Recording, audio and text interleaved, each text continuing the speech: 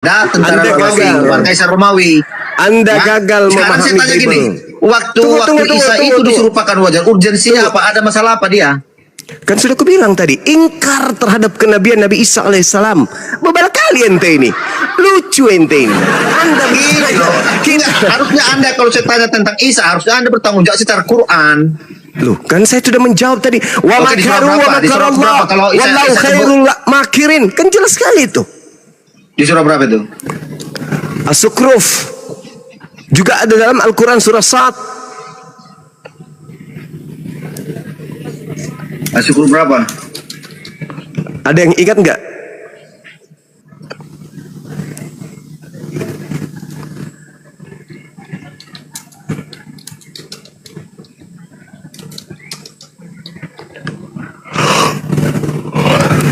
Atau ambil aja di dalam Al-Quran surah Ali Imran, saudara. Ali Imran ayat ayat 50 sampai 54. Jadi sebenarnya kalau kita berbicara mengenai Nabi Isa alaihissalam atau berbicara mengenai penyaliban, itu nggak ada hubungannya dengan Kristen. Itu yang berkasus di situ itu umat Islam dengan Yahudi. Kristen kan cuman ngambil kesempatan.